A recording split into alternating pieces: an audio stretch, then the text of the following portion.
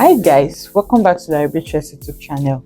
So in today's class, we're going to learn how to make this beautiful ruffle detail that we see here. So I'm going to take you through how to make these beautiful ruffles and how to also make it stand the way it is standing. I'm going to be teaching you the tips and tricks that you can use to do this.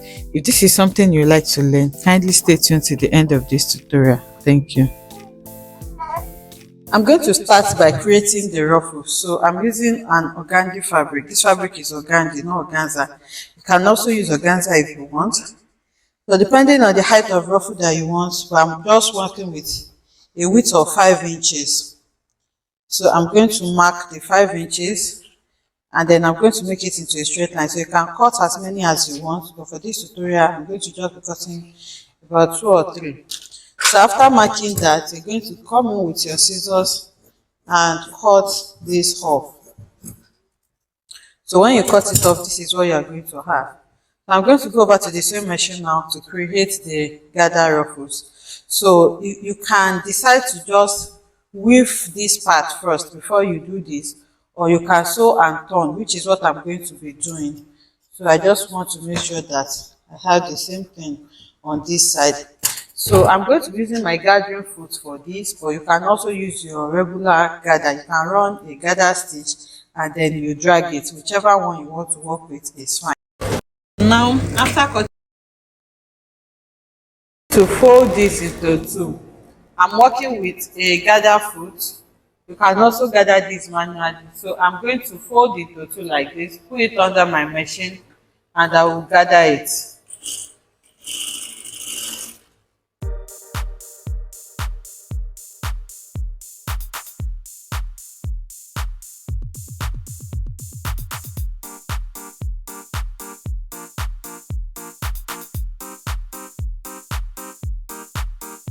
So once you are done gathering it like this, I'm going to turn it out. Remember, this part is still rough, so I did not seg it. So I'm going to bring it out from here.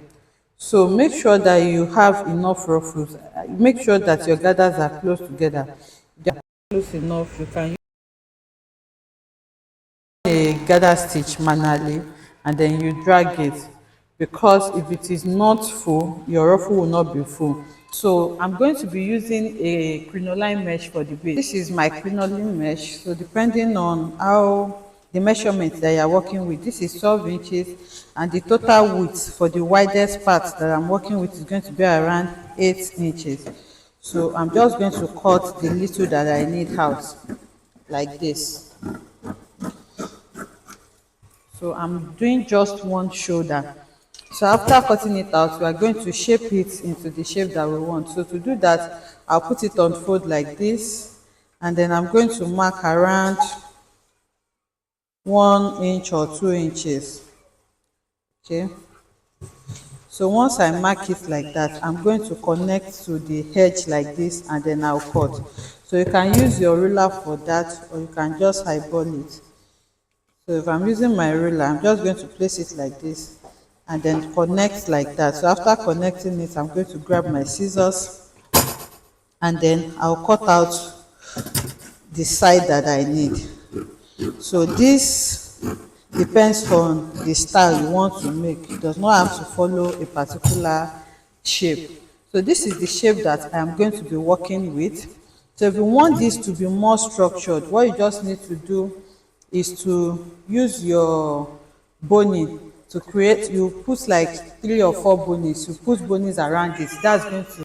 So like I was explaining, I'm going to be using my boning on the edges so that it can stand well. So I'll place one here. I'll place another one by the side and then 1 or 2 by the middle. So I'll go ahead and sew this now.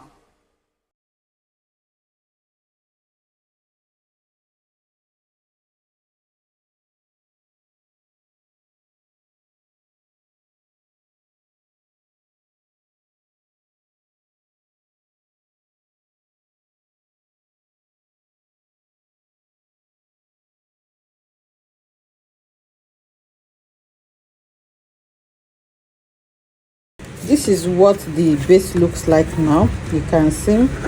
So I'm going to be using mine like this, But if you don't want it to be showing, if you don't want the structure to be showing like this, you can just go ahead and cut the same fabric like this, exactly like this. Then you're going to add seam allowance to it. So you add seam allowance by the side and you cut two of it. So you're going to sew them, turn it out, and then you insert this inside. So you need to iron it, okay? But I'm just going to use mine like this. So I have my ruffles like this. I have created like 5 of these. So the next thing I'm going to do now is to take it to my sewing machine, and then I'm going to start sewing the ruffles on it. So you start from here. You're going to sew. Once you sew here, you turn it. So you're going to sew it like this, then you turn like this and sew again. So my ruffle is not that big. You can still work with it like this, but I want to have more ruffles. So what I'm going to do as I'm sewing, I'm going to add some more gathers to it, just a little bit. You can even decide to pleat as well, so that I have a particular consistency. So you sew like this, you turn and sew again and sew. That's how I'm going to sew it. So I'll just work with all of these ruffles that I have, and then I'm going to stop wherever the ruffles stop.